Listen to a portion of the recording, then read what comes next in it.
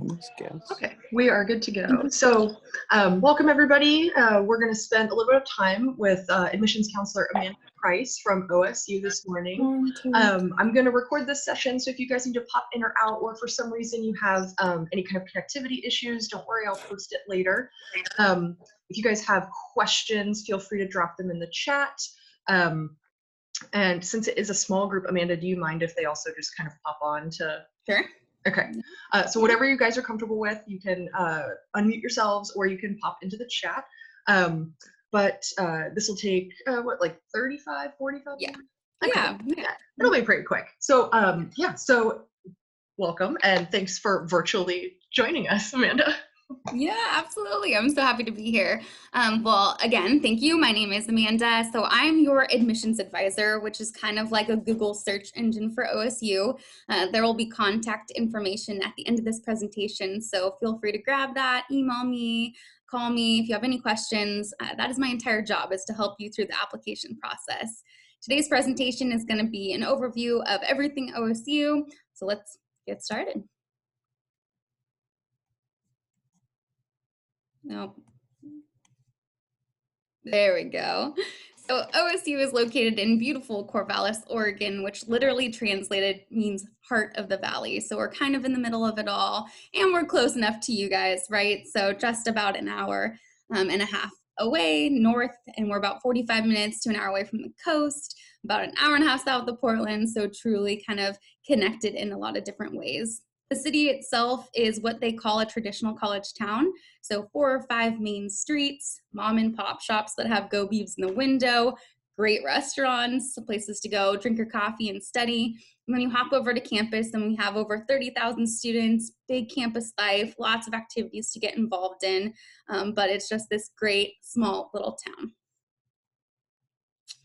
And like I mentioned, stuff to get involved in. There's over 400 different student clubs and organizations. There are clubs that are associated with your academic program. One of my favorites is the SAE team. So it's the Society of Automotive Engineers. And Honda gives our students an engine, and they build and design a race car from scratch, and then they race it all over the world. Little OSU has beat out the competition like MIT and Harvard. So we're doing great things in racing. So if you want to get involved in that, you can. There are also student clubs like our Corgi Appreciation Club, which was started by one of our tour ambassadors. She loves Corgi dogs, thinks they're adorable. And there's a beach run every year with Corgis out on the coast, and there's hundreds of them. So students will go and participate. Most adorable beach day ever. Dam Jam is a program that happens in the spring to kind of finish out the academic year. We bring in big name talent to come and perform for our students. For a very small fee, you can go and see someone in concert that maybe you wanted to see. When I was here, it was Macklemore. Last year was Akon and Jesse McCartney. So definitely people that you've heard of before. Greek life, if you want to participate in that, we have over 30 different chapters, fraternities and sororities. There are chapters that have to do with your major. So there's some pre-med fraternal organizations. There are multicultural organizations. And then, of course, there are those standard housed fraternities and sororities. So options to build instant community there. If you played music in high school and you want to continue that on while you're in college, you can be a part of any of our music ensembles without studying it, although we do have music as a major, so that's an option too. But there are bands, so we have the oldest marching band in the Pac-12. They get to travel with the team, choirs, a cappella groups, you name it, you can join it. Our Adventure Leadership Institute is kind of a unique program for those students that love the Pacific Northwest, want to take advantage of the outdoors, kind of live for the thrill. And so if you wanted to do this, they offer courses like wilderness survival training. They also take students out on little expeditions. It's also the location where all of our student body can check out equipment. In the first picture, you saw how Corvallis is right along the Willamette River. So if you wanted to rent a kayak, you can do that. And then if you choose to bring your bike to campus, they also have a bike repair shop for students. We have 7 cultural and resource centers on our campus and a lot of activities that go on with them. Some of my favorites, there's a drag show that happens with the Pride Center every year. The Native American Longhouse hosts a salmon bake where a local tribe will come in, bring fresh caught salmon, bless it, perform a ceremony, and then you get to eat it for free. Always fun. There's a luau with the Island Pacific Center. I mean, just so many things to participate in. The Orange Media Network is home to KBVR News and Radio. If you want to host your own radio program, you can do that with no experience. If you're into cinematography, you can rent out the equipment, use the video cameras, there's a green screen. If you're a sound engineer, you can use the soundboard. And this is definitely something that you can do without any experience and without majoring in anything specific. It's also home to our student newspaper, The Barometer. So if you're a writer, want to go into journalism, that might be a great place to check out too. I mentioned this already, but we're Division I athletics, part of the Pac-12. I'm sure you're well aware of that. I was here at OSU during our back-to-back World Series championship for baseball. That was a good time to be on campus. But we have Division I athletics. We also have club sports. So if you're thinking, don't necessarily want to be at D1, but still competitive, you might want to check out club sports, which have your traditional programs like basketball, but then they also have a newer variety like lacrosse, if that's something that you want to continue on in college or try out. For those of you that maybe didn't play sports in high school, want to try something new, intramurals might be for you. So intramurals are where Oregon State students play other Oregon State students, and you can be as competitive in that as you want or as not competitive. I did intramural softball, and I was part of what you'd call the B League. It was more social in nature. I think our team won 2 games because the other teams didn't show up. So you can tell how great our season was. Not great, but it was fun, and I made friends. Dixon Recreation Center is on campus for students to go and work out. Huge facility, so if you're interested in taking a class like yoga, Pilates, you can do that, or just working out on your own. Tons of equipment and gear, basketball courts, racquetball courts, you name it. And then we have a huge rock climbing wall as well. If you're coming and you're going to live on campus because you get to as a first-year student, which is a nice way of saying you're required to when you're a freshman, there are 16 different residence halls that you can choose from. If you are an extreme introvert and you don't want to people, totally fine. You can live by yourself. You can live with 2 or 3 other people in kind of a combined room, or you can live in a suite style room, which is like an apartment. All of these options have virtual tours. So if you went to our housing website, you'd be able to check those out and see what hall might be the right fit for you. We also offer students the chance to be a part of living learning communities. And that's actually pictured here. It's kind of our poster child, Weatherford Hall. Weatherford is home to the College of Business. So students that are in that program will, of course, live and sleep here, but they also host programs. So they'll have a big event, several big events every year where they'll bring in entrepreneurs that have had great success, different companies that students will probably want to get connected with. I mean, of course, we're such close proximity to Portland, so Nike can come down and students get to network with them from the comfort of their own home, so don't have to go too far. We have special interest communities as well, and those are more tailored towards personal passions. So say that you are passionate about the environment and you want to live around like-minded people who really want to make a significant impact, you can do that. That's one of the halls. So you can go check those out on our housing website as well. We have 18 different dining locations, and there is truly something for everybody, from sushi to burgers, you name it, we have it. We have a registered dietitian on our staff that you can meet with for free.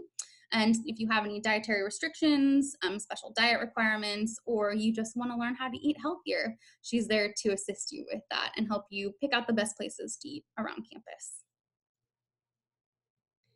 If you remember nothing else from this presentation, this is probably the most important slide.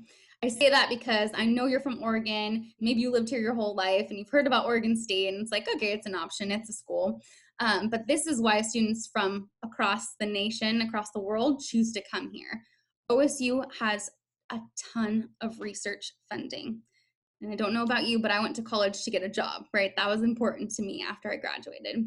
And being able to have access to all this research funding is a huge deal, because a lot of the times other colleges might reserve their research funding for graduate level students, so after your undergraduate career professional program, or those top tier undergraduate students because they have a limited amount. We don't have a limited amount. So you can get involved in research your freshman year of college, which is a huge, huge deal. And there's so many projects that happen. You can create your own too and work with a professor, but here's some examples. So we own and operate Hatfield Marine Science Center, which is out on the coast. And because we have the SEA grant, we partner with NOAA, which is the National Oceanic and Atmospheric Association. We have huge research vessels that our students can go out on and study marine life, earthquakes, that Cascadia thing that's might happen in our lifetime, but there's a lot of projects going on with that. We also have the McDonald Den Research Forest, and there's a lot of work right now that's going into fire prevention. It's a hot topic, literally, and very important. We are the #1 forestry school in the United States, so we take great pride in that. A big reason for it, of course, is the research. And we have tons of smaller class sizes, so lots of personalized attention. The Food Innovation Center is actually located in Portland, and it's a place where you can try to create new foods. You know, Cheese Whiz, not real cheese. How is that made? What's that process that goes into it? So it's a lot of like chemical, but edible. How do we do this? If you want to create the next new food, you totally could. We also have programs within the Food Innovation in food science and technology for viticulture, which is winemaking, and then brewing if you want to be a brewer and make beer. Down on the left-hand corner, you'll see a QR code, and this is probably one of the only times a presenter will say, take out your phone, but you can pull out your phone, use the camera feature, and hover over that QR code and pull up all of our 200 plus majors. We have tons of programs, and I really believe you'll find something that you could be interested in. 11 different colleges to choose from. If you want to put into the chat, I can answer some direct questions about your program at the end of this presentation. But I want to draw your attention to the left-hand side again and talk about these specific things. So if you're a student that's looking at the list and you're thinking, okay, I have some idea, but I'm really not sure what I want to do, you might be interested in our University Exploratory Studies program. It is for the I don't know people of the world. You will go into this program and there is an academic advisor that knows about every single major we offer and can sit down with you and talk about, okay, what are you good at? What do you enjoy? Let's get you into some classes that work for multiple majors so you still can graduate in a timely manner. So they make sure you're on track and work with you to do that. A lot of the times my pre-med students will do that, right? They're trying to decide between biology and bioengineering, or if you just have no idea, that's a great place to start too. Our honors college is unique in that it's a degree granting institution. So instead of just getting the gold cord around your neck when you graduate, you'll actually receive an honors baccalaureate diploma in your field.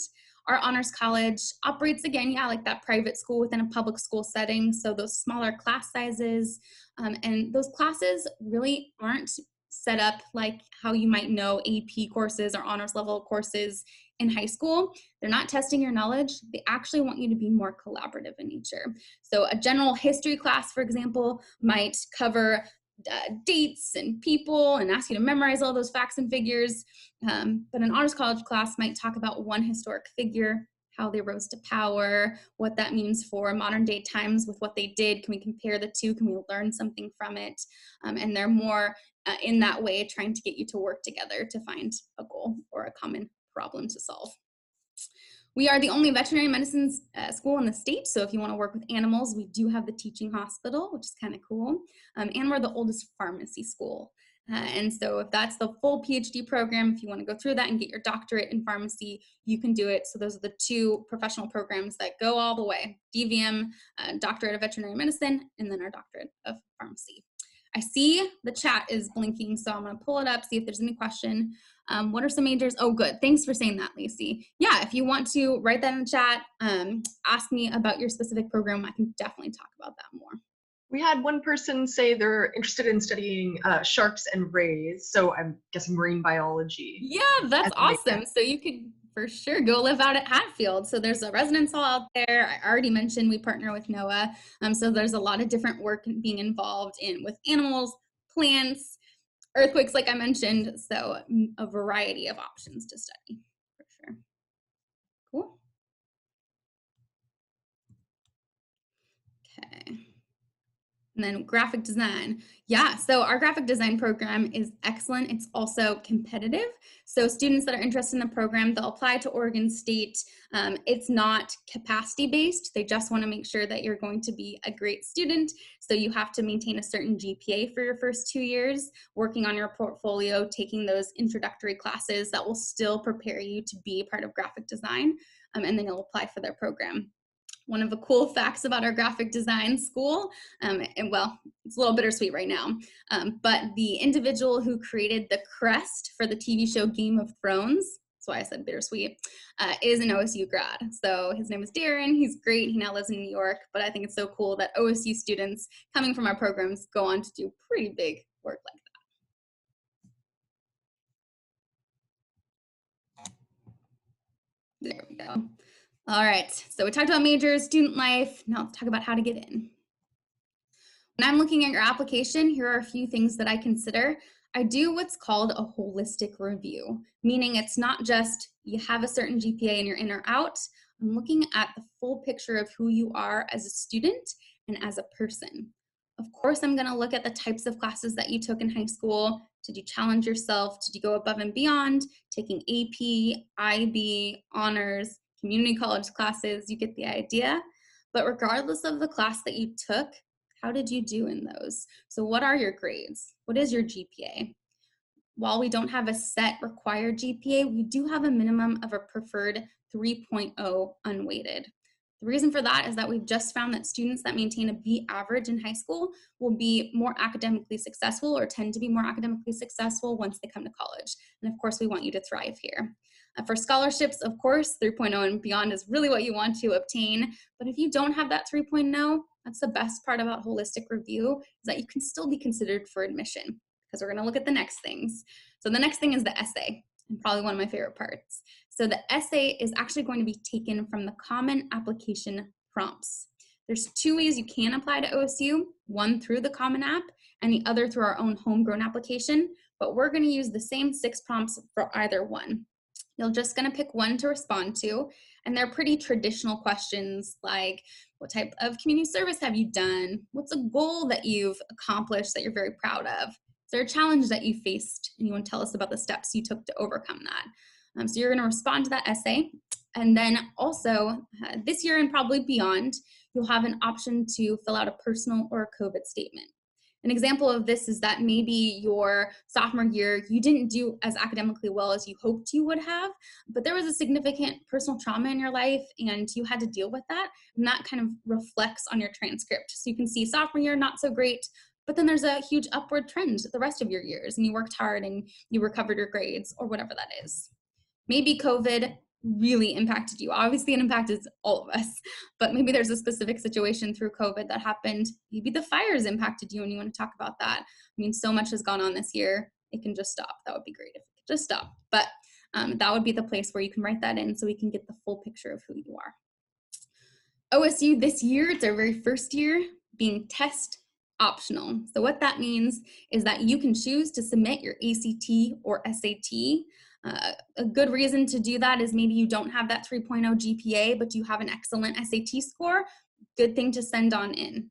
But test optional, again, means that you do not have to send test scores in and you won't be penalized if you choose not to. So you will still be considered for admission and for scholarships by not choosing to send in your ACT or SAT. And the students that actually do send their test scores in aren't at an advantage. So just please keep that in mind.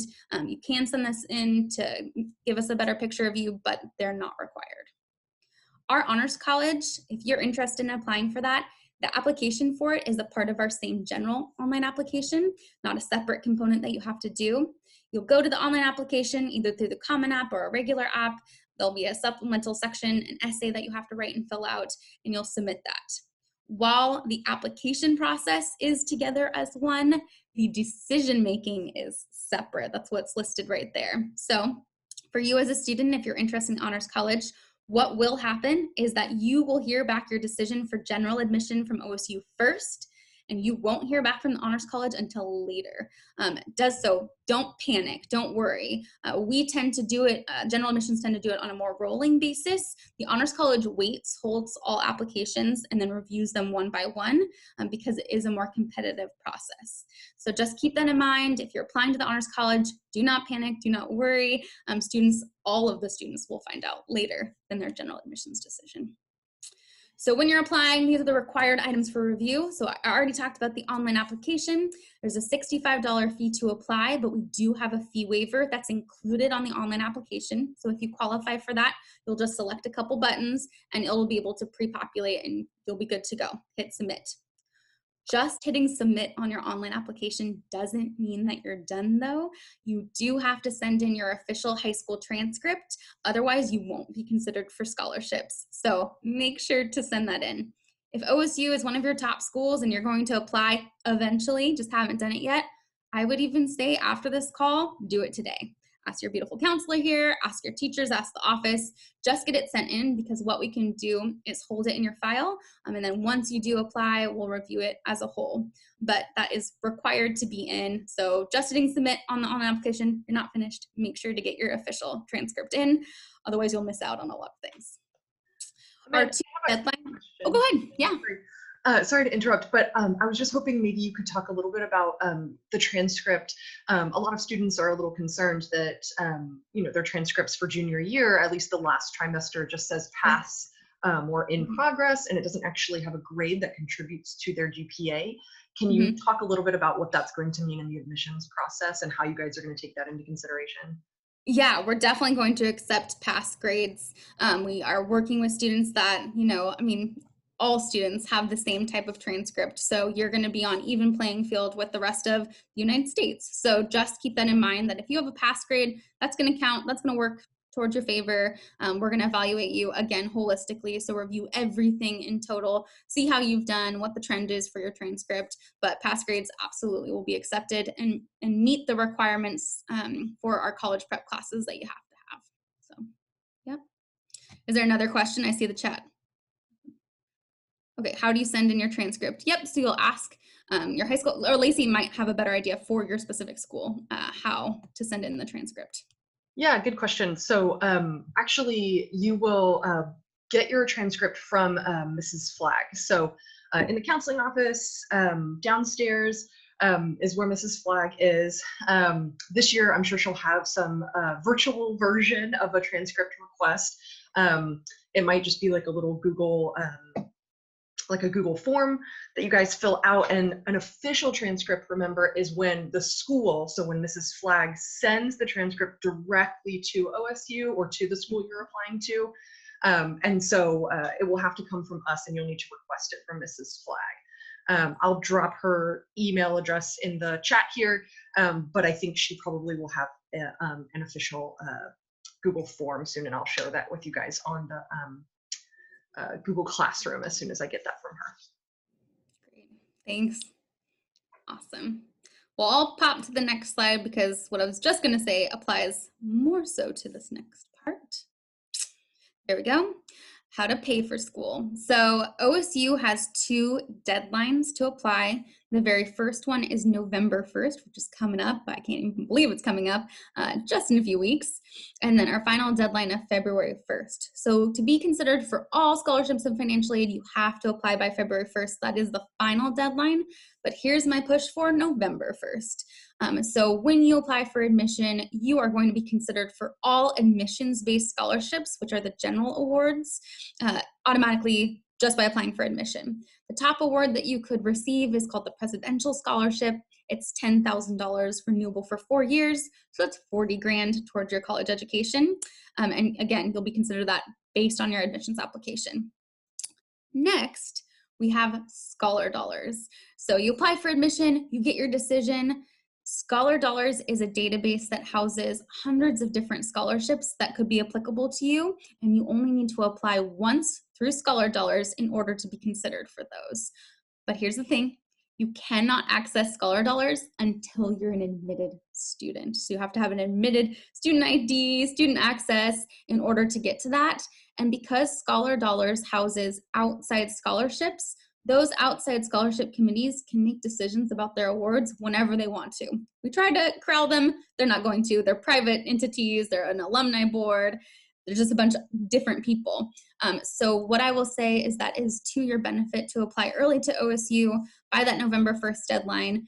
We are an early action school, which means that when you apply to OSU, it's not binding. So just because you apply doesn't mean that you're definitely going here. You still have until May 1st to make your college decision with us. So again, no downside. So that's my big push. Just get out of the way November 1st, and then you're done for OSU. Can I follow up and just Oh, sure. Sorry. Yeah. Because if you were planning on applying to OSU, definitely apply early action by November 1st so that you have time and access to Scholar Dollars. Amanda, when will they hear back from you guys if they apply by November 1st? Do you guys have like a guaranteed decision day? Yeah, by mid-December. So we usually say like December 15th, but mid-December. Yep. And that would give them several months to complete Scholar Dollars. Yes. And so Scholar Dollars isn't even going to open until after the November 1st deadline. So students can't even access it. No one can access it yet. So don't worry, you're not behind. Yep. Okay. Thank you. Yep, definitely. Yeah, it's just worth it because there's, again, no downside. You applying for Scholar Dollars, again, doesn't mean that you're committing to OSU. It's just going to give you the best opportunity for all those stackable scholarships, which means you can add Scholar Dollars to your admissions-based scholarships and help pay for your tuition and housing and dining. Finally, we go through FAFSA for financial aid, which is the free application for federal student aid, which most colleges use. And that's going to be that one-time application, maybe takes an hour to fill out, where you're going to be considered for loans, money that you have to pay back, grants, free money that you don't have to pay back, and if you qualify for work study, which is a program where you can work on our campus and get money towards your tuition. The FAFSA is open right now, and so is the ORSA, specific for Oregon students. So you can go and fill that out. Again, so worth it. Some of our scholarships require that you fill out the FAFSA. So I would just say, even if you don't think you're going to get anything, just do it because you never know, and it's worth it. So just go for it. The deadline for FAFSA is February 28th, so you have some time there too. Anything to add, Lacey, about that? Okay. Cool. All right, well, you're at this presentation, so you're already getting connected virtually, but there are a number of other ways that you can connect with us. You can follow us on social media. We have some giveaways sometimes. So our social media accounts are run by our current students. Thank goodness, right? Because my posts would be totally boring. But the current students will post things and kind of get you engaged with what's going on campus. They'll help kind of keep track of deadlines. So if things are coming up, and like I mentioned, there's some swag that you could win. So check it out by following @ViverVIP. That's our accounts for Twitter and for Instagram. Also, we have virtual tours that you can take because sadly you can't come to campus right now, but our tour ambassadors will show you around virtually in the campus, and it'll be at real time, so you'll be able to see that. And then there's also student panels. So some of our current students will sit down and more informally answer your questions, which could be really good, and of course, less intimidating environment. And then do we have a question? Chat. Oh, good, that was the email. Okay, cool. All right. I think this is the last slide. Perfect. So down there at the bottom in the left-hand corner, you'll see the Find Your Advisor QR code. So that's where you can find my contact information. Or if you don't like me at all, that's where you'll find all of my colleagues and information. So you could talk to them too if you want to. The general information for admissions is down there on the right-hand side. Please connect with me if you have any questions at all. If you do come up to campus and you're kind of walking around by yourself, we're not supposed to encourage that, but I mean, we're an open access building, but we can't give real tours, sadly. Let me know. But yeah, thanks for being here today. And now it is yours for questions. So what questions are there that I can answer? I'll start. I always have questions. So could you talk for just a minute and give them kind of just like an overview of what the Bridge to Success program is? Because I think there will be a few of our students eligible for that.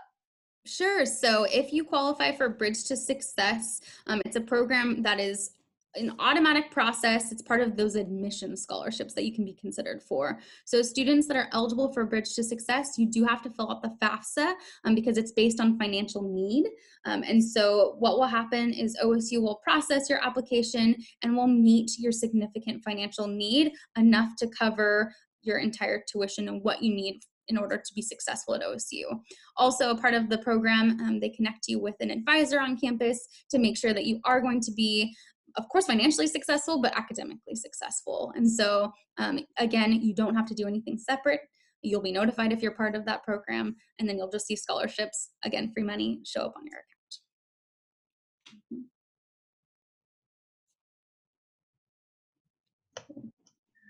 Does anybody have any other questions specific to their major or admissions or financial aid, anything like that?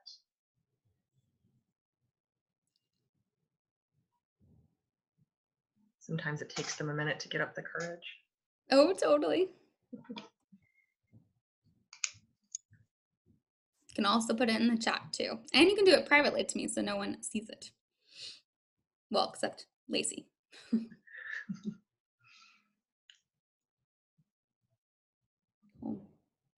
Good. Hopefully I answered all your questions. Again, you do have my contact information now, so please feel free to reach out. Oh, okay. You mentioned that graphic design is competitive. What should I be doing now to make my application look better? As a high school student, it's just making sure that you're academically strong in terms of your 15 core classes. So that's 4 years of English in high school, 3 years of mathematics going up to algebra 2 or higher, 3 years of science, and 3 years of social studies, and then 2 years of a foreign language. And all of those classes you want to make sure to have with a C- or better. So if you don't, I would definitely reach out to your counselors, to your teachers to see if you can do any type of recovery credit. Other than that, you can connect with the graphic design department. And if you got my information, you can email me and I can send you who that is. Or you can just go on our website and type in graphic design and it will populate for you. But it doesn't hurt to stay connected to them so they know who you are. You can get more information about it and kind of work with them to figure out what the track is like for you as a student. Where can I access the FAFSA? You go to their website. So FAFSA is .org. I never remember .ed.org. .gov. .gov, of course. Oh my gosh. Yeah. So, I mean, if you type in FAFSA, it'll come up on Google. Don't pay for anything. There are some sites that take you to an $80 fee. The first letter in this entire little thing is free. So don't pay for it. There we go. And we'll work on this in senior seminar with you guys. And I have the link in the Google Classroom as well, so you guys can get started on that. Mm-hmm. Awesome. Could you explain a dual major? Yeah, definitely. If there are multiple academic interests that you have, you can double major, triple major, and really anything. OSU is not an impacted school. Impacted means that students aren't able to get into their classes or OSU doesn't offer enough courses to fulfill that. Not the case. You can pretty much do as many programs as you want. The only thing that happens is that adds more time, right? So anytime that you're adding another program, it means you have to do additional credits or classes in order to complete that degree. If you're a student that's bringing in college credit, then maybe you're even ahead of the game and you can still graduate in 4 years because you'll already be done with some of your college core. But yep, you can double major, minor, option, and a number of different things if you want to. Yeah. That did trigger something in my brain that I do want to make mention of. We have something on our campus called Degree Partnership Program, and it is the opportunity for students to be dually enrolled with a community college of your choice throughout the state of Oregon. So what that means is that if you apply to Degree Partnership, which is an option on our online application, you can say, yes, I'm interested in Degree Partnership, select one of the community colleges from the drop-down menu. Maybe you are thinking, OSU sounds great, but I want to go to Lane first. Fine, you totally can do that. And if OSU is your eventual goal, I would 100% say do Degree Partnership because you can start fully at Lane, not pay OSU anything, go to their classes for their prices and do that. Or if you're thinking, I want to be a financially savvy student, but I want the student experience at OSU, you can come to Oregon State, live in the residence halls, enjoy student life and activities, but take some of your, we call it baccalaureate core, or general education requirements at the closest community college to us, which is Lynn Benton. So Lynn Benton, take some classes there, and then take your major core classes at OSU, do half and half, little hybrid, and then save a ton of money because you only pay the community college class prices for those classes. Hopefully that made sense, but it's all on our website if you wanted to check that out. Do you guys have a minimum for, so if they're starting freshman year with degree partnership and they're enrolled at Lynn Benton Community College and Oregon State and they're living on Oregon State campus, is there a minimum number of credits they need to be enrolled in each term in order to be considered in order to Yeah. be considered an OSU student and be allowed to live on campus? Absolutely. Yeah. So it kind of determines, so 12 credits is a full-time student.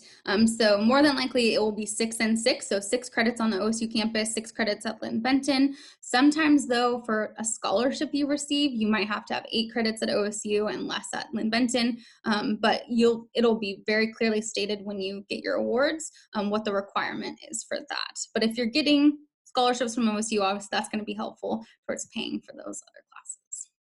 Good question. Cool. All right. Well, if you don't have any other questions, again, totally connect with me later. Thank you so much for coming to this session. It's good to see everybody. See everybody. See your names on this. Thanks, Amanda. Yeah, absolutely.